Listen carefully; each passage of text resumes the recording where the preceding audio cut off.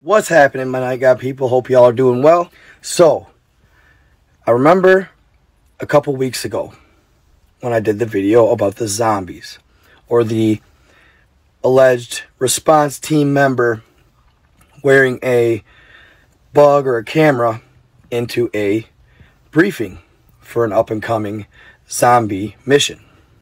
Now, as always, viewer discretion is advised. This stuff may or may not be true. It is alleged that this closely follows a story or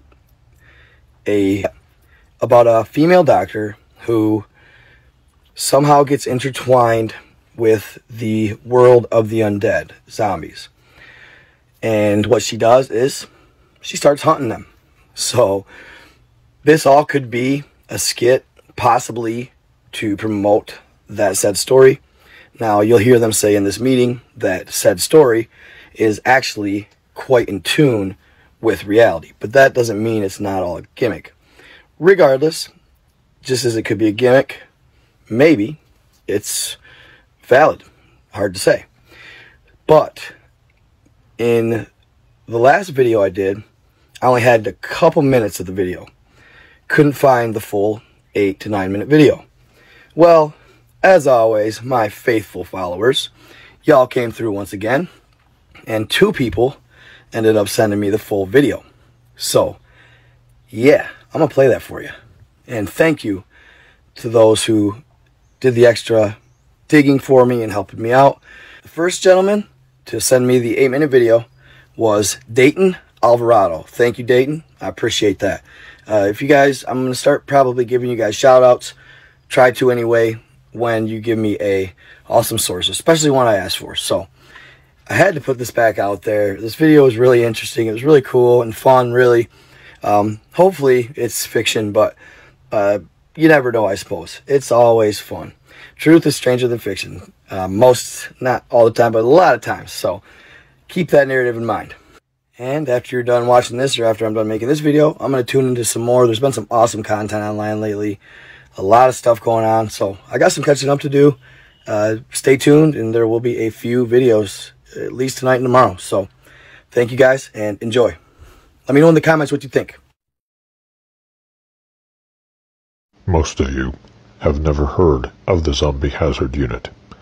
Those of you who have will try in vain to find me after you see this. For the rest of you, the activities of this top secret working group have never before been revealed until now. They don't want you to know they exist. There are those of us in the community who feel the public has a right to know of the imminent threat we all face. The following is a briefing covertly recorded of the Zombie Hazard Unit at work. We need to get this meeting started. Before we begin, I want to make sure that everybody has picked up their copy of the briefing notes. There are more details. I'm going to give you the outline. Good afternoon, ladies and gentlemen. I've called this special meeting of the Zombie Hazard Command because we have vital new information and new problems to discuss. Go through some security. Bear with me a moment. Alright, first, a little housekeeping. National Security Order 21Z, it passed. Our operational authority is supreme. Use it. Now back to the topic at hand. As you know, we've been battling a unique biological threat and we've made little progress. Lack of any live specimens. If a body's found at all, it's already permanently dead. Now, we finally have a live specimen. But before you get too excited, let me stress that it's only one. We need more. So why does this problem exist? Well, the reason for problem number 1 is problem number 2. We have an unknown assailant or assailants.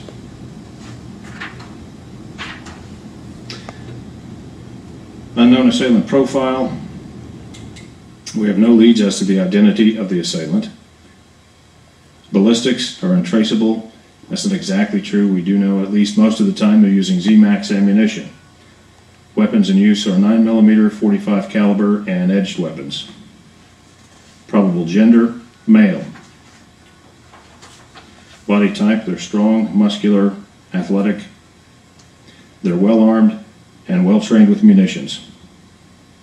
They have a possible military or police background, and they're probably skilled in a variety of martial arts to include hand-to-hand combat. If you're on scene, look for someone fitting this profile. Apprehend if possible, eliminate if necessary. For you jokers out there, I know this describes everyone on the Z teams, so know your team members. Alright, y'all, so I'm going to chime in throughout this video and kind of give my input. So, here they're talking about an unknown assailant. So, they didn't really exactly specify, but I'm guessing that it's either the person behind the zombies or our rogue zombie killer who's allegedly possibly a doctor, but I've heard that she was female, not male, but it's hard to say. We all know that with government, regardless of whether or not this person is helping them get rid of the zombies, they would attempt to apprehend that person for questioning, etc. It's kind of like the vigilante justice thing. They just don't really like vigilante justice. So, assuming that this is all real, or in the scenario that it is real, I picked this up as they're like a underground hero, not necessarily the person behind these zombies. But let me know what you think. Up that they also talked about possible specimens to run testing on. They hadn't had any, but now they got one. Problem number 3, identification of infectious agent. Here's where it gets interesting. We now have research notes from a top U.S. scientist who is intimately familiar with a zombie infection. He studied both the pre- and post-mortem zombie condition before PD. He has identified and named the virus, Cryptonecrophagia vulgaris. Cryptonecrophagia vulgaris. Now that's a mouthful. CNV. It's a retrovirus, and there's no cure. This scientist's notes indicate prions may also be involved in the infectious process. However, at this point it remains unclear what, if any, role they play. Remember the single life subject I mentioned earlier? Unfortunately, the subject and scientist are one and the same. We do not know how much time he has left before he's no longer of any use, except perhaps for dissection. So there you have it. Somehow the doctor that was intricately studying it either contracted it or did it to himself, who knows, for the sake of the study. Hard to say, probably most likely contracted it. But he is also the specimen. And it sounds like his time is running out. So we need more live specimens. Keep that in mind during operations. Problem number 4, mode of transmission, currently unknown. Transmission modes ruled out: bites, scratches, casual contact, vector infection, droplet, or airborne spread. Some Z team members can attest to the fact that bites and scratches don't spread infection, at least not yet. To date, 12 team members have been wounded while engaged in field operations. They've undergone mandatory 90-day quarantine. None have showed any signs of infection. Not all team members are out of quarantine yet, but we hope they'll be released and return to active duty soon. Now, this one surprised me because all the movies depict it as you get bit, you turn. So, the fact that from a bite, any scratch, or physical contact, you don't get the zombie disease is really intriguing. Kind of caught me off guard. Problem number 5, emerging public awareness of the situation. I'm going to mention each of these points, then talk about them in greater detail. There are things you need to know. First, the Coconut Grove fly-in. Many of you were there. Then there's the Miami incident. Some of you were there. The CDC Zombie Apocalypse Preparedness Release. DHS released a fake zombie preparedness story. Then there's the recent purchases of large quantities of ammunition. About the Coconut Grove fly-in, Z Teams 1, 2, and 3 cleaned down a zombie cell. That got a lot of public attention. Our cover story was that this was an urban assault exercise in preparation for the upcoming UN meeting. For now, our cover story is holding, but one got away. That led to the Miami incident. That should never have happened. About the Miami incident. Some of you were there. Our cover story was bath salts. That was blown when the autopsy results were leaked. There were no bath salts present. We're still dealing with the fallout, and we're investigating the leak. The CDC Zombie Apocalypse Preparedness release, it was sent out against our wishes. Then they changed their story. This brought even more attention to it than if they'd just left it alone. Next, DHS released a fake zombie preparedness story, also against our wishes, but it's out there, so we're going to use it as our cover story. Next month, DHS is running a 1,000-person training exercise in San Diego. Z Teams 2, 4, and 5 will be doing a cleanup operation in another part of the city at the same time. This gives us plausible deniability. I shouldn't have to stress how important this is. Make certain none of them get away. So this is kind of crazy.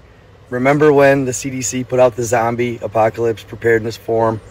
And remember when Amazon put out you could use their lumber in the case of a zombie apocalypse. I remember everybody kind of taking it as a joke, laughing about it all. But anyway, I don't remember the DHS putting anything out or their 1,000-person exercise, but who knows. Then they talk about the Coconut Grove flyover. Never really heard of that. Let me know in the comments, I guess, if you have. I never really looked into it, or haven't looked into it, I guess. But I do remember the Miami incident. That was a big deal. But yes, they said it was bath salts. I'd never heard about them releasing anything saying that it wasn't, but I guess, who knows. Let's just say if this, they're doing a pretty elaborate job here. It's pretty interesting, pretty neat regardless. So, intriguing nonetheless. We don't want another Miami incident. About the ammo purchases. We've used news and various media outlets to float the idea that unprecedented large ammo purchases are for government agencies to defend against civil unrest in anticipation of economic collapse. Those of you in this room know all too well that this is a much nicer bedtime story than the truth. Reality is much less pleasant. Right now, the cover story is working. See, myself, I thought the ammo purchases were in part because of the election and because of, obviously, COVID. Problem number 6, weakening of current cover stories. Bath salts. In Florida, bath salts was a go-to drug of choice. The autopsy leak created problems for this story. Other drugs, synthetic marijuana and S21, were floating these in Louisiana, Pennsylvania, and Michigan. Crazy people were floating this idea in Louisiana, New York, and Chicago. Animal attacks were floating this story in Georgia, Arkansas, and Oklahoma. We estimate 2 years of viability for these cover stories. Finally, problem number 7, public distribution of full disclosure of current operations. Some brainiac has lined up all the recent events and past history like beads on a string. We don't know where he's getting his information, but too much of the actual facts of our operation are woven into the story. It's not coincidence. He's getting his information somewhere. The story is Dr. Eve Zombie Killer. There you go. That's the story. Dr. Eve Zombie Killer. I haven't really looked into it or anything like that, but I imagine it's pretty cool. So I may look into it after this. But there you go. It supposedly has a doctor who's a rogue zombie killer. Really cool, really interesting theory or theme, I guess you'd say. Definitely worth a look. It's presented as a fictional novel. LabyrinthOfArts.com is an independent website where the book can be found. For those of you who are wondering, we currently have no plans to shut down this website. We need to gather further intelligence, find out what their sources of information are, and plug whatever leaks we find. Right now, John Q. Public does not know what's happening. We'd like to keep it that way. If you have any questions, I'll address them in my office after the meeting. You now have the facts as we understand them. This briefing is adjourned. Thank you. Good afternoon, ladies and gentlemen. Good day.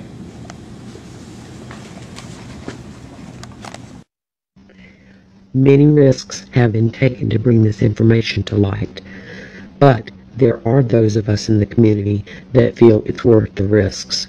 We believe the public has a right to know what's going on and how it's being covered up. This is real. It's happening now, all around you. There you have it, guys.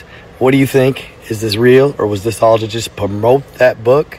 It could be either or, I guess. Very interesting. Let me know what you guys think of it in the comments. Either way, it's an awesome story, good fun, and interesting to ponder over, you know, because the zombie apocalypse thing is a narrative that people seem to vibe with, right? So, like I said, I hope you enjoyed. I love you guys, and check out my other video on the Backrooms. If you need a little more background information on it, check out YouTube and just type in the Backrooms. The videos are going wild. It'll give you a little more background, and then maybe you'll find that video a little more intriguing about how to survive the Backrooms. It doesn't seem to be as popping on Facebook for some reason, but yeah, on YouTube, dude, it is live, so check it out. I am out.